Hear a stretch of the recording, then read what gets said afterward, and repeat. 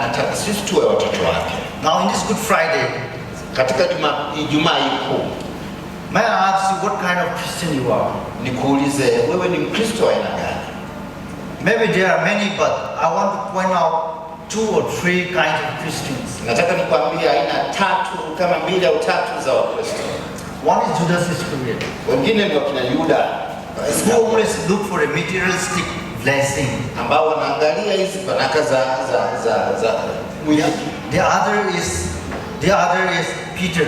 Wengine ni wakina Peter, who was weak, ambaye alikuwa dhaifu, but he accepted that he was weak. Lakini alikubali kwamba yeye ni dhaifu. He repented, akatubu. And there is another one.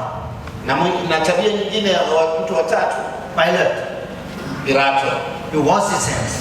Yeye aliosha mikono yake. He did not commit sin. Hakufanya dhambi. Let us suppose in that way. Tufanye kwa jinsi hiyo kwamba yeye hakuwa na shida yoyote. But he made others do it. Lakini alifanya sababu wengine aliwasababisha wafanye. And he is trying to stay away from the blame. Na akataka kuondokana na lawama kutokana na watu. Now there are Christian people like this. Na kuna Wakristo wa jinsi hivi. They don't do by their hand themselves. Hawafanyi wenyewe mabaya.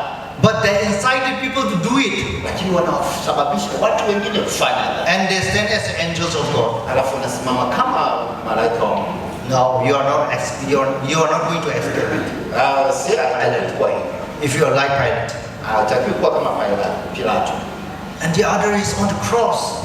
On the other side of Jesus Christ. Defeated, but not accepted. Jesus, if you are the Son of God, save us. Yule aliyekuwa pale msalabani akasema kama wewe kweli mwana wa Mungu tuokoe. But the other side, lakini mwingine upande wa pili, accepted that yes, I'm weak. Akakubali kwamba yeye ni dhaifu. I am sinners. Mimi ni mwenye dhambi. This is my real picture. Na hii ndio picha nilionayo. I have to accept that. Mimi lazima nikubali. What kind of Christian you are? You are Judas Iscariot, you are Pilate, or you are other criminals?